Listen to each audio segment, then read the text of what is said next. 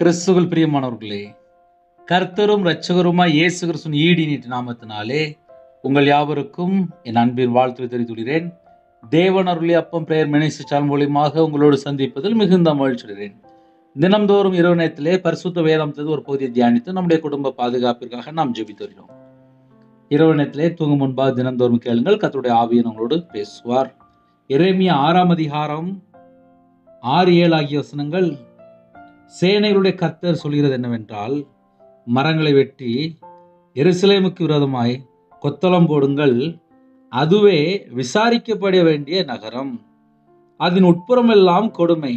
ஊற்றானது தன் தண்ணீரை சுரக்க பண்ணுவ போல அது தன் தீங்கை சுரக்க பண்ணுகிறது. அதிலே கொடுமையும் அழிம்பும் கேட்கப்படுகிறது. துக்கமும் காயங்களும் நித்தமும் எனக்கு முன்பாக காணப்படுகிறது. ஹல்லேலூயா.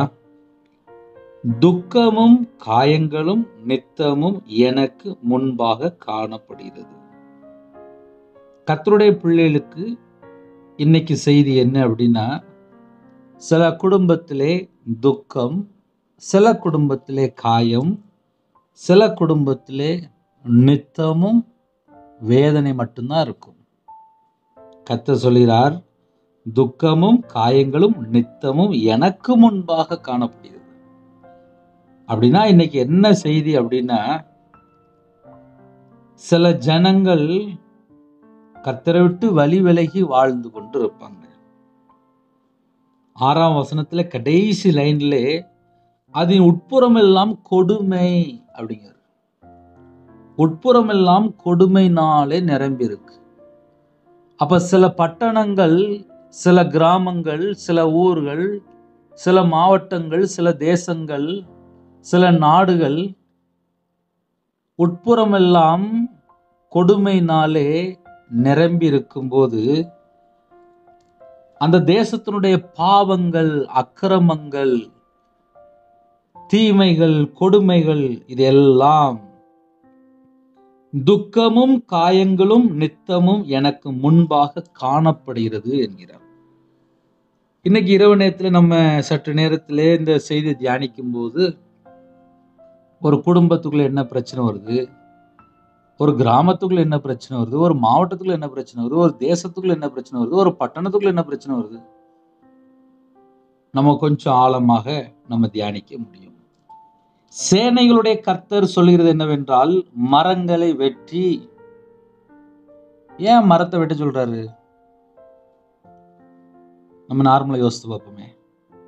மரங்களை வெட்டி எருசலேமுக்கு விரோதமாய் கொத்தாளம் போடுங்கள் என்கிறார். நிறைய இடத்துல இந்த கடைசி காலத்துல என்ன நடக்கும் அப்படின்னா, கொடுமை மட்டும்தான் நடக்கு, தீமை மட்டும்தான் நடக்கு. அப்படிப்பட்ட தேசத்துக்கு விரோதமாக சில காரியங்கள் உண்டு, பரிசுத்த வேதாந்தத்தின்படி உண்டு. எருசலேமுக்கு விரோதமாய் கொத்தாளம் போடுங்கள் என்கிறார். கோட்டை மதில், அந்த ஊர்ல யாரு இருக்கிற ஜனங்கள் வெளியில போக கூடாது, எல்லாருக்கும் அந்த ஊர் ஃபுல்லா எல்லாம் லாக் பண்ண அப்படிங்க.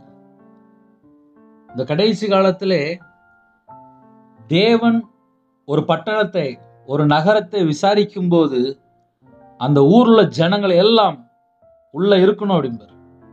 ஏன்னா ஒரு தேசத்தை, ஒரு பட்டணத்தை விசாரிக்க போகிறார். எருசலேமுக்கு விரோதமாய் கொத்தாளம் போடுங்கள், அதுவே விசாரிக்கப்பட வேண்டிய நகரம். எருசலேமை பார்த்து சொல்கிறார், அது விசாரிக்கப்பட வேண்டிய நகரம் என்கிறார். அந்த ஊர்ல உள்ள ஜனங்கள் யாரும் வெளியில போக கூடாது, கோட்டை மதில் செவரை எழுப்புங்க அப்படிங்கிறார். அதன் உட்புறம் எல்லாம் கொடுமையினாலே நிரம்பி இருக்கிறது. ஒரு பட்டணத்துக்குள்ள என்ன இருக்கு அப்படின்னா, கொடுமையினாலே நிரம்பி இருக்கு.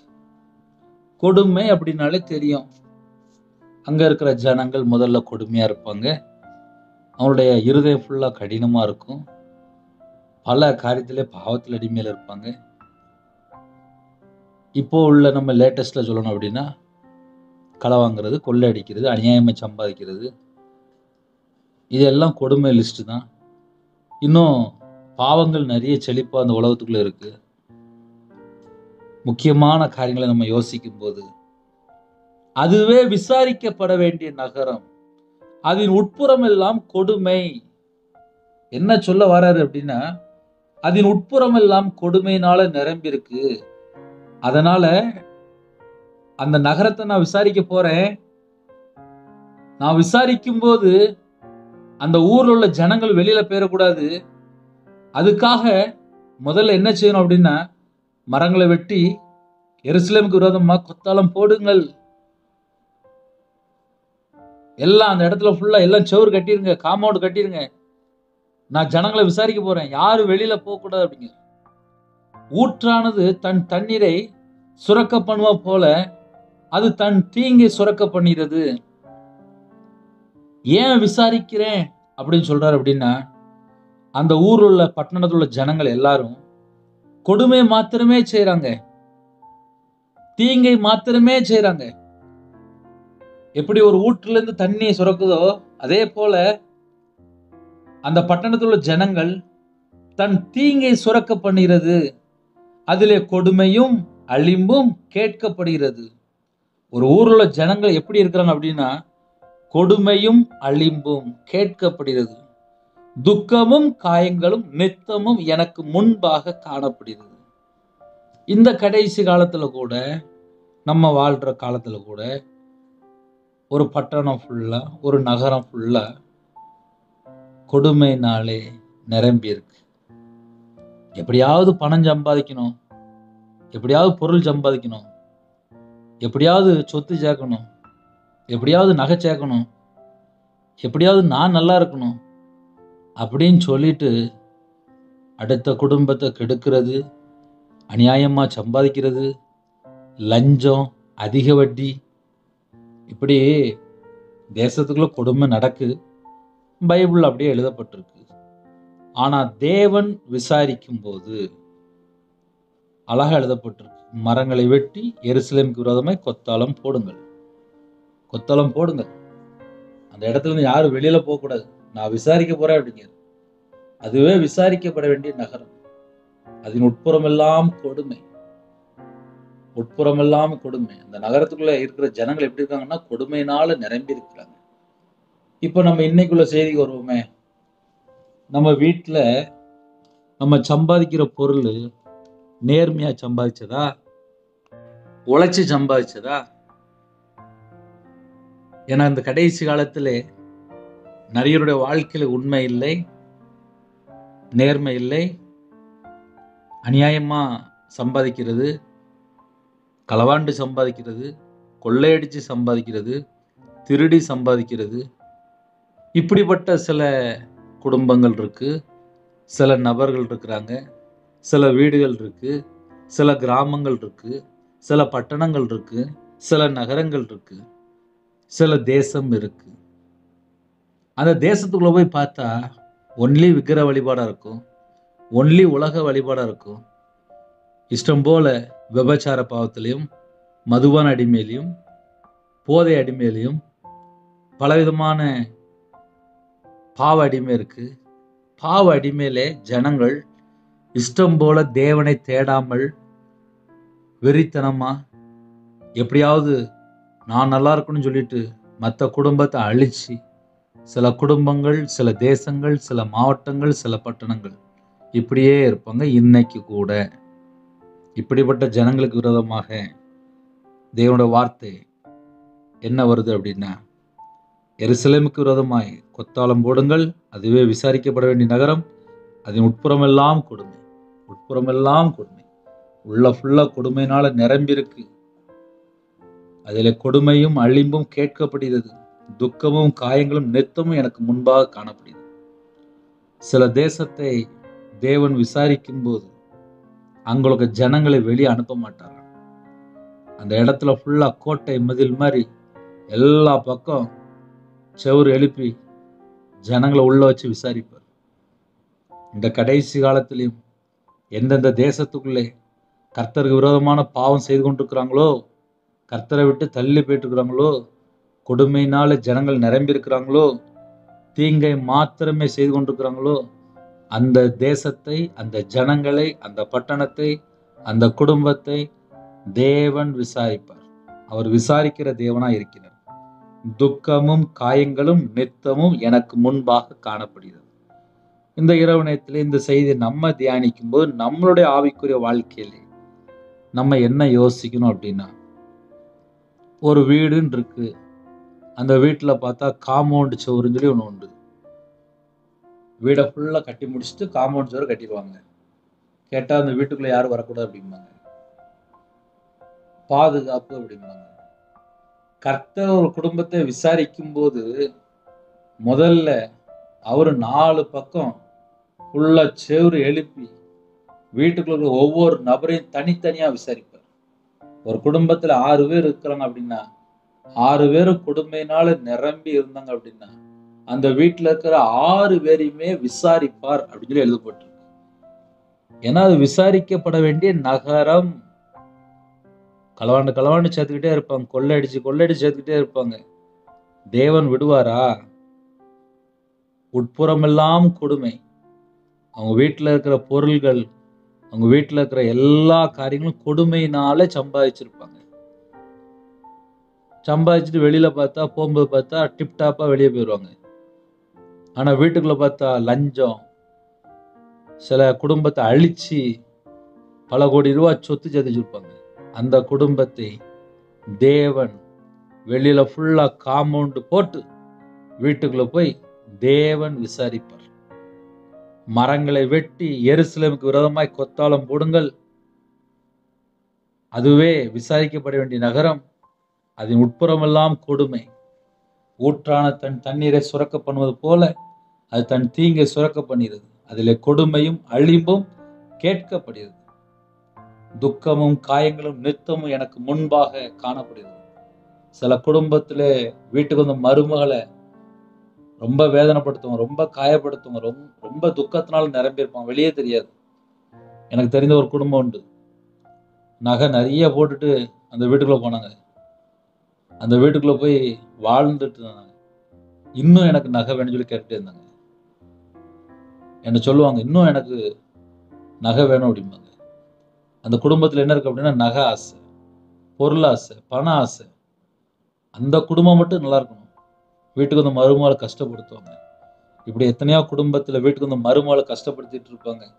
வீட்டுக்குள்ள பார்த்தா கொடுமையினால நிரம்பி இருக்கும். அந்த குடும்பத்தை பிரத்யட்சமாக காம்பவுண்ட் போட்டு எப்படி வீட்டுக்குள்ள சேஃப்டியா இருக்கிறாங்களோ அதே போல தேவன் ஒரு குடும்பத்தை விசாரிக்கும் போது அந்த குடும்பத்துல யாரும் தப்பிச்சு ஓடிடக்கூடாது. அந்த வீடை ஃபுல்லா எல்லாம் மதில் கோட்டை சுவர் எழுப்பி அந்த வீட்டில் இருக்கிற ஒவ்வொரு ஜனங்களையும் பிரத்யட்சமாக விசாரிப்பார். ஹல்லேலூயா. ஒருவேளை இந்த செய்தி கேட்டுட்டு எங்களோட வாழ்க்கையில நாங்கள் கொடுமை செஞ்சிருக்கோம், நாங்கள் தீங்கா தான் நாங்கள் வாழ்ந்திருக்கோம், தீமை தான் செஞ்சுருக்கோம், எங்களோட வாழ்க்கையில் நாங்கள் சம்பாத்தியம் பண்ண ஃபுல்லாக உண்மையான வருமானம் இல்லை, நாங்கள் தவறானதான் சம்பாதிச்சிருக்கோம் அப்படின்னா மனம் திரும்புங்க. யார்கிட்டயா வாங்கியிருந்தா கொண்டு போய் திருப்பி கொடுத்துருங்க. உண்மையா இருங்க. தேவனோட சமூகத்தில் அர்ப்பணிங்க. மனம் திரும்பி ஆசீர்வாதங்களை பெற்றுக்கொள்ளுங்க. இல்லை நாங்கள் மனம் திரும்ப மாட்டோம், எத்தனை செய்தி கேட்டாலும் நாங்கள் மனம் திரும்ப மாட்டோம், நாங்கள் இப்படியே தான் இருப்போம் அப்படின்னா அந்த குடும்பத்தை தேவன் விசாரிக்கும் போது யாருமே பக்கத்தில் இருக்க முடியாது. வசனம் தெளிவாக எழுதப்பட்டிருக்கு. மரங்களை வெட்டி எருசலேமுக்கு விரோதமாய் கொத்தாளம் போடுங்கள், அதுவே விசாரிக்கப்பட வேண்டிய நகரம், அதன் உட்புறம் எல்லாம் கொடுமை. வீட்டுக்குள்ள ஃபுல்லா கொடுமை இருக்குப்பா, நான் விசாரிக்க வரப்போறேன் அப்படின்னு சொல்லி ஒரு எச்சரிப்பு சொல்றாரு. கேட்க மாட்டேன், நான் மறுபடியும் போய் லஞ்சம் வாங்கி மறுபடியும் அநியாயமா, மறுபடியும் விபச்சாரத்துல, மறுபடியும் மதுபானத்துல, மறுபடியும் போதை அடிமையில, மறுபடியும் நான் களவாம்பேன், மறுபடியும் நான் கொள்ளையடிப்பேன் அப்படின்னு சொல்லி துணிகரமா இருந்தால் அந்த குடும்பத்தை தேவன் விசாரிப்பார். ஹல்லேலூயா. இரவு ஜெபிப்போமா? கண்களை மூடி நாம் ஜெபம் செய்வோம். அன்பின் கர்த்தாவே, நன்றியோடு துதிக்கிறோம் சொல்கிறோம்ப்பா. இந்த நாளையும் கொடுக்கப்பட்ட வார்த்தைகள் ஸ்தோத்திரம். இரவு நேரத்தில் இணைந்த குடும்பத்தை கர்த்தர் ஆசீர்வதிக்க வேண்டும். பரிபூர்ணமாக ஆசீர்வதிங்க. குறைகள் குற்றங்கள் மன்னிச்சிருங்க. ஒவ்வொரு குடும்பத்தையும் பிரத்யட்சமாக சந்திக்கணும்ப்பா. எந்த குடும்பத்தில் கொடுமை இருக்கோ அந்த குடும்பத்தை கர்த்தர் விசாரிக்க போறீங்க. மனம் திரும்பி பாவ மன்னிப்பை பெற்றுக்கொள்ள கர்த்தர் ஒரு எச்சரிப்போடு அப்பா அவங்க பிள்ளைகளோட நீங்கள் பேசுறீங்க. இந்த நாள் முழுதும் பாதுகாத்த கிருபைக்காக நன்றி. எல்லா குடும்பத்தையும் உங்களோட ரத்த கொடைகள் வேலையடைங்க. குறைகள் குற்றங்களை மன்னிங்க. இரவு நேரத்தில் இன்பமான தூக்கம் தாங்க, தேவையில்ல சொப்பனம் எல்லாவற்றையும் விளக்கிடுங்க. யாரெல்லாம் கர்ப்பத்தினியா ஜெபிக்கிறாங்களோ கர்த்தர் மனமிறங்கி ஆசீர்வதிங்க. மாசமா இருக்காங்க, அந்த குடும்பத்தை கர்த்தர் ஆசீர்வதிங்க. டெலிவரி போறாங்க, பரமவித்தர் கூட அந்த நார்மல் டெலிவரி ஆகிட்டாங்க, திருமண தேவைக்கு ஜெபிக்கிறாங்க. பிள்ளைகளோட வாழ்க்கையில் என்னென்ன குறைகள் இருக்கு எல்லாவற்றையும் மன்னித்து அந்த பிள்ளைகளை ஆசீர்வதிங்க. ரட்சிக்கப்பட்ட குடும்பமா வேணும்ப்பா, கர்த்தர் கிருபை செய்யுங்க. மிஷினரி மாதிரி அப்பா உங்களுடைய கருத்தில் அர்ப்பணிடும். பிள்ளைகளோட தேவைகளெல்லாம் கர்த்தர் சந்திங்கப்பா. நிறைய குடும்பத்தில் கடனில் கஷ்டப்படுறாங்க, அந்த கடன் பிரச்சனைக்கு ஒரு முடிவு கொண்டு வாங்க. பிரிந்த குடும்பங்கள் இணைந்து வாழ வேண்டும். நைட் நேரத்தில் தேவையில்லாத சொப்பனங்கள், தேவையில்லாத எண்ணங்கள், தேவையில்லாத சண்டைகள், பிரிவினைகள், எந்த ஒரு காரியம் வந்தாலும் எல்லாவற்றையும் விலைக்கு ஆசிரியங்க. நைட் ஷிஃப்டில் இருக்காங்க, நைட் டிரைவிங் லைனில் இருக்காங்க, நைட் நேரத்தில் பலவிதமான அப்பா பிரச்சனையோடு போராட்டத்தோடு இணைந்துக்காங்கப்பா. எல்லாவற்றையும் நீக்கி உங்கள் பிள்ளைகளை பரிபூர்ணமாக சமாதானத்தை தந்து ஆசீர்வதிங்க. யாரெல்லாம் தங்களை தாழ்த்தவங்க அந்த குடும்பம் இயேசு கிறிஸ்து ரத்தத்தினாலே, இயேசு கிறிஸ்து நாமத்தினால் ஆசீர்வதிக்கப்படட்டும். தேவன் அருளி அப்பம் பிரேயர் மினிஸ்டர் மூலமாக இணைந்திருக்கிற எல்லா குடும்பமும் இயேசு கிறிஸ்து ரத்தத்தினாலே, இயேசு கிறிஸ்து நாமத்தினால் ஆசீர்வதிக்கப்படட்டும் ராஜா. சில குடும்பத்துக்குள்ளே பலவிதமான பாவ அடிமையில வாழ்ந்துட்டு இருக்காங்கப்பா. அந்த குடும்பத்தை கர்த்தர் சந்திக்கணும்ப்பா. இரவு நேரத்தில் கர்த்தரை விட்டு தள்ளி போற காரியங்கள் எத்தனை காரியங்கள் எல்லாவற்றையும் மன்னிச்சிருங்க. இரவு நேரத்தில் டிரைவிங் லைன்ல இருக்காங்க, நைட் ஷிஃப்ட்ல இருக்காங்க, நைட் நேரத்தில் வேலை பார்க்குங்க. உங்க பிள்ளைகளுக்கு சகலமான பாதுகாப்பு தாங்க. அதிகாலவில் உங்களுடைய பாதவில கண் விழிக்கிறது கிருபை செய்யுங்க. தேவையில்லா எந்த ஒரு பாவத்திலும் போய் சிக்கிக்கூடாது. யாரெல்லாம் இணைந்திருக்காங்களோ எல்லா குடும்பத்துக்கு ஆசிரியர் ராஜா. அவங்களோட அப்பத்தை தண்ணீர் ஆசிரியங்க, அவங்களுடைய கையின் கிரியில் ஆசிரியங்க. தனி ஜெபம் பண்ண, குடும்ப ஜெபம் பண்ண, இரவு நேரத்திலே அப்பா உங்களுடைய சமூகத்தில் காத்திருக்கிறது கிருபை செய்யுங்க. குறைகள் குற்றங்கள் எல்லாவற்றையும் மன்னிங்க. வேற வேற நாட்டுக்குள்ள இருக்காங்க, வேற வேற தேசத்துல இருக்காங்க, அவங்க இருக்கிற இடத்துல எந்தெந்த காரியத்திலே அப்பா கொடுமை காணப்படுகிறதோ அந்த எல்லா காரியத்தையும் விலைக்கு உங்கள் பிள்ளைகளை பரிபூர்ணம் ஆசிரியங்க. ஒவ்வொரு குடும்பத்தையும் உங்களோட ரத்த கொட்டைகளை வேலை அடைத்து மூடி மறைத்து பாதுகாத்துள்ளுங்க. கர்த்தர் கூட ஆசிரியங்க. உங்க நாம மட்டுமே விடுத்தும் விசேஷமா தேவனர்களே அப்போ மினிஸ்டர் உங்களுடைய பாதத்தில் அப்படின்னும் அப்பிரயோஜனமான ஊழியக்காரன்பா கர்த்தருடைய கருத்தில் அப்படின்னும் கர்த்தர் பொறுப்படுத்துங்க. துதிகான மகிமை எல்லாம் ஒருவருக்கே செலுத்திடும். இயேசு கிறிஸ்துவின் பிதாவே ஆமென். தேவனுக்கு மகிமையுண்டாவதாக. கர்த்தர் தாமே உங்களையும் உங்கள் குடும்பத்தின் சகல காரியத்திலும் சம்பூர்ணமாக திருப்தியாக கர்த்தர் கூட ஆசீர்வதிப்பாராக. ஆமென். கர்த்தராகிய இயேசு கிறிஸ்துவின் கிருபையும் பிதா பகவானுடைய அன்பும் பரிசுத்தனுடைய ஐக்கியமும் இப்பொழுதும் எப்பொழுதும் சதா காலங்களிலும் நம்ம அனைவரும் கொடுப்பதாக. ஆமென். கிறிஸ்துவின் பிரியமானவர்களே, தனி ஜெபம் பண்ணுங்க, கையில் பைபிள் எடுத்து வாசிங்க.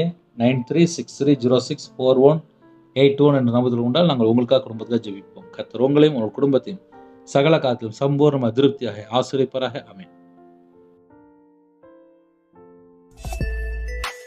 Thanks for watching. Please subscribe our channel. Click the like and share. Click the bell. God bless you.